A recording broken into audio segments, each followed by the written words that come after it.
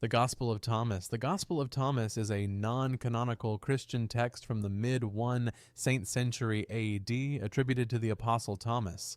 Comprising 114 sayings of Jesus, it diverges from canonical Gospels by focusing on esoteric wisdom and direct spiritual insight. Discovered in 1945 near Nag Hammadi, Egypt, this gospel highlights the diversity of early Christian thought and the presence of Gnostic communities that valued personal spiritual knowledge over orthodox teachings. The Gospel of Thomas is controversial for its Gnostic elements, which suggest that salvation is achieved through self-discovery and inner enlightenment, contrasting with traditional Christian beliefs that emphasize faith in Jesus' death and resurrection for salvation. It implies that divine knowledge can be accessed directly, challenging the authority of the Church and its sacraments. For Orthodox Christianity, the Gospel of Thomas is seen as dangerous because it undermines the Church's role and the centrality of communal faith. Its focus on individual spiritual experience over established doctrine threatens the unity and core teachings of the Christian faith. While it offers valuable historical insight into early Christian diversity, its teachings are considered heretical and potentially divisive within the broader Christian tradition. Shams al-Ma'arif AlKubra. Shams al-Ma'arif AlKubra, also known as the Book of the Son of Gnosis, is a major manuscript by Ahmad al-Buni from the 13th century.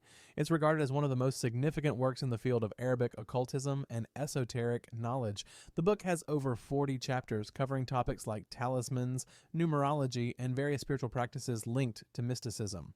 It was written in Egypt during the Ayyubid dynasty and became a key source for anyone interested in magic and esotericism within Arab culture. The book was really popular during the Middle Ages and is still a big influence on modern practitioners.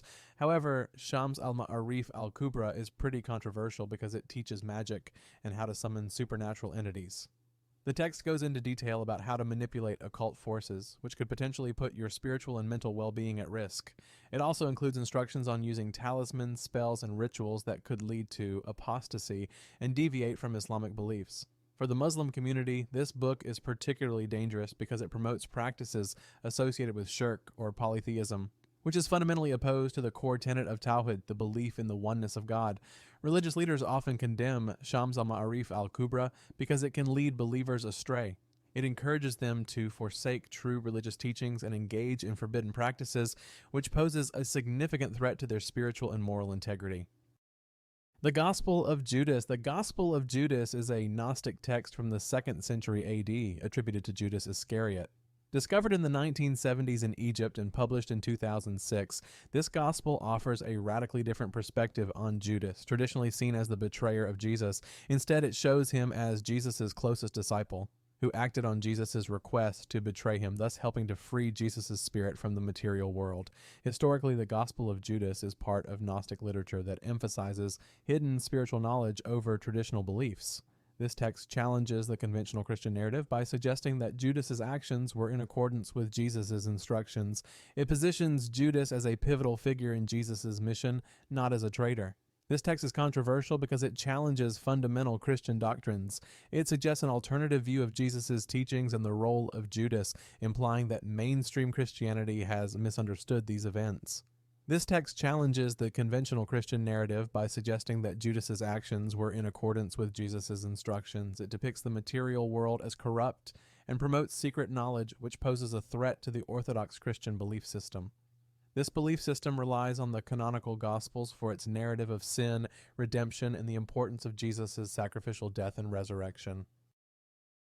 The Gospel of Mary. The Gospel of Mary is a Gnostic Christian text that was probably written in the 2nd century AD and is attributed to Mary Magdalene. It was only in the late 19th and early 20th centuries that it was discovered in bits and pieces. It shows Mary as a key figure who gets secret messages from Jesus. The text shows Mary Magdalene as a leader among the disciples, sharing teachings on spiritual knowledge and salvation. The Gospel of Mary is important because it shows Mary Magdalene in a really strong role, which challenges the traditional stories that often ignore women in early Christianity. The text puts a lot of emphasis on personal spiritual insight and inner enlightenment. It suggests that salvation comes from within rather than through the institutional church. The Gospel of Mary is a bit controversial because it promotes Gnostic ideas that put personal spiritual knowledge above traditional Christian teachings. It challenges traditional authority and beliefs by suggesting that individuals can access divine knowledge directly without the church's involvement. This perspective challenges the traditional views on sin, redemption, and the role of the church in guiding believers. The Gospel of Satan. The Gospel of Satan is a controversial modern text associated with satanic and occult movements, but not part of early Christian tradition. Its authorship is uncertain and usually attributed to various contemporary figures rather than a single historical source. The text presents an alternative narrative glorifying Lucifer as a symbol of enlightenment, individualism, and rebellion against divine authority.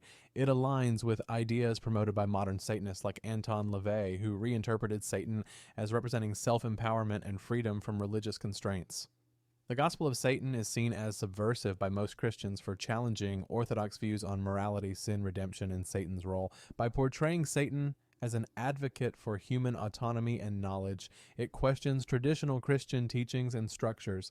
Some people say this gospel makes it okay to do whatever you want, which could make believers think that traditional Christianity is wrong. The text is very controversial because it says that religious leaders are wrong and that traditional beliefs are outdated.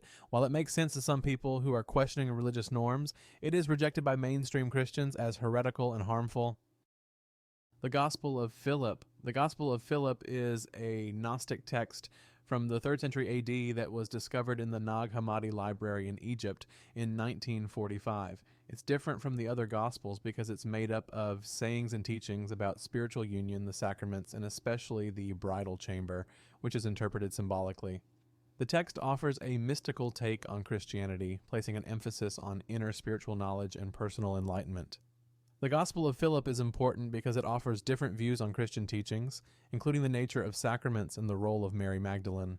It suggests that Jesus and Mary Magdalene were closer than we thought and that their relationship went beyond what we traditionally believe. It also challenges the idea that spiritual union is limited by physical and societal boundaries. The Gospel of Philip is a bit controversial because it has some Gnostic elements. These elements put a lot of emphasis on secret knowledge and spiritual enlightenment. They don't really align with the established church doctrines and practices. It presents sacraments in a symbolic way rather than in a literal manner, which differs from the Orthodox interpretations that form the basis of Christian rites and rituals. For traditional Christianity, the Gospel of Philip is seen as dangerous because it challenges traditional teachings on the nature of Christ, the role of sacraments, and the authority of the church. Its focus on personal spiritual insight and mystical interpretations challenge the coherence and unity of Christian doctrine, presenting an alternative path that contrasts sharply with mainstream Christian beliefs. The Sefer HaRazim. The Sefer HaRazim, or Book of Mysteries, is an ancient Jewish mystical text that's believed to have been compiled in the 3rd or 4th century AD. It's said to have been written by the angel Raziel and offers lots of detailed instructions on various magical practices and esoteric knowledge. The text is structured as a series of celestial revelations, offering insights into angelic hierarchies and secret incantations for invoking divine and supernatural powers. The Sefer HaRazim is important in Jewish mysticism and magic. It shows how Jewish, Greek, and Egyptian magical traditions mixed with Babylonian practices to create a new form of Jewish mysticism. The text was rediscovered in the early 20th century in manuscript form, shedding light on ancient Jewish esoteric traditions. The Sefer HaRazim has been controversial since it focuses on magic and the invocation of supernatural forces, which contrasts with mainstream Jewish teachings that emphasize prayer and ethical behavior. It includes rituals and spells for achieving practical outcomes like protection, healing, and gaining favor. Some view these as bordering on idolatry or superstitious practices. For traditional Judaism, the Sefer HaRazim poses a significant challenge because it promotes practices that deviate from orthodox religious observance. The text's focus on magical rituals and esoteric knowledge is seen as a potential threat to established Jewish law and ethics, which is a significant concern within the Jewish community. The Secret Book of John. The Secret Book of John, or Apocryphon of John, is a Gnostic text from the 2nd century AD. It was found in the Nag Hammadi library in 1945. It claims to reveal some of Jesus' secret teachings to his disciple John. It also describes a complex cosmology where there's an unknowable God, and then there's the demiurge, who is flawed and created the material world. This text suggests that the material world is like a prison for the soul, which can be freed through esoteric knowledge, gnosis. The Secret Book of John is historically significant because it depicts a dualistic worldview that differs from traditional Christian teachings. It presents the demiurge as a malevolent creator, which challenges traditional Christian views of a benevolent, singular creator God. The text puts a lot of emphasis on personal spiritual enlightenment and secret knowledge as the path to salvation, rather than faith and sacraments. For traditional Christianity, the Secret Book of John is seen as dangerous because it challenges the established beliefs about creation and salvation. It presents the material world as inherently corrupt and the Church's teachings as incomplete.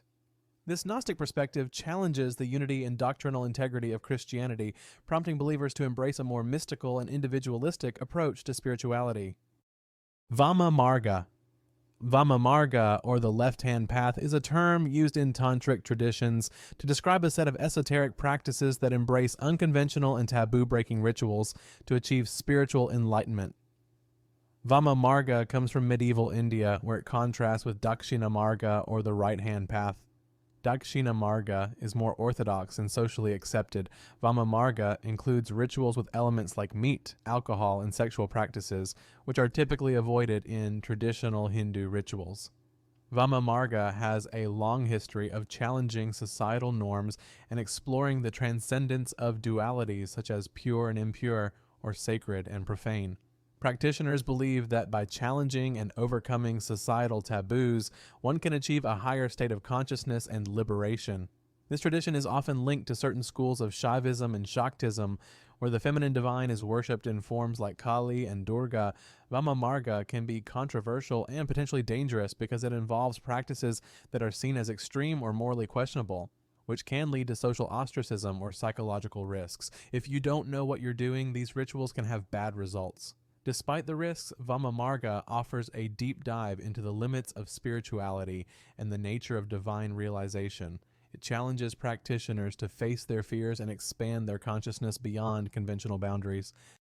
The Codex Gigas. The Codex Gigas is an amazing 13th century manuscript known as the Devil's Bible. It's a masterpiece that originated in Bohemia around 1200 to 1230 AD. This huge book has 310 sheets of high-quality parchment with text written in Latin in 2 columns per page using brown, red, blue, and gold ink. The Codex Gigas has a lot to offer, including the complete Latin Vulgate Bible, historical works by Josephus, an etymological encyclopedia by Isidore of Seville, medical texts, a list of spirits, and local Bohemian texts. Scholars think that one person wrote the whole thing in about 5 years. They decorated the pages with bright pictures and a big illustration of the devil, which has led to stories about a Faustian bargain. The Codex Gigas has been in the hands of famous people over the years, including Holy Roman Emperor Rudolf II. During the 30 Years' War in 1648, Swedish troops took the Codex as a war prize. Since 1649, it's been part of Sweden's National Library collection in Stockholm. Today, the Codex Gigas is still on display, drawing in visitors and scholars alike as a testament to the enduring power of human curiosity and the timeless allure of the medieval world's knowledge and artistry, forever etched in the pages of this monumental manuscript. The Book of Elixirs. The Book of Elixirs, also known as the Dan Dao Jing, is a Taoist text from the Tang Dynasty, 8th until 10th centuries AD, that focuses on alchemical practices aimed at achieving immortality. It goes over ways to make elixirs that are thought to give you physical immortality and spiritual enlightenment. The text covers internal alchemy techniques like meditation, breath control, and making herbal and mineral concoctions. The Book of Elixirs is important in Chinese history because it's a key text in Taoist alchemy and the broader Chinese cultural quest for longevity. It combines traditional Chinese medicine with spiritual practices, showing a holistic approach to health and immortality. The text has influenced Chinese alchemical traditions and Taoist spiritual practices. It's important to use the Book of Elixirs correctly. Some recipes call for toxic substances that can be dangerous if not used properly. Also, when people try to achieve physical immortality, they often have unrealistic expectations and forget about the natural cycle of life and death. The Lesser Key of Solomon. The Lesser Key of Solomon, also known as Lemegeton, is a 17th century grimoire that compiles earlier traditions of demonology and magic attributed to King Solomon. It's made up of 5 books. The 5 books are Ars Goetia, Ars Theurgia Goetia, Ars Paulina, Ars Almadel, and Ars Notoria. The text gives you all the info you need to summon and control demons and other spirits for all kinds of purposes, including getting knowledge and power. The Lesser Key of Solomon has been a big deal in Western occult traditions. It's a blend of Jewish, Christian, and ancient Mesopotamian and magical practices. It's been a big part of the development of ceremonial magic and is still a foundational text for modern occultists and magicians.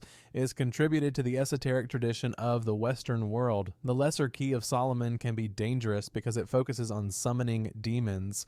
If you don't use these rituals properly, you could end up with some pretty bad psychological and spiritual problems, including mental health issues and things that go wrong with the supernatural. Another thing to watch out for is that trying to control these entities can make you feel like you're above it all, which can lead to ethical and spiritual problems.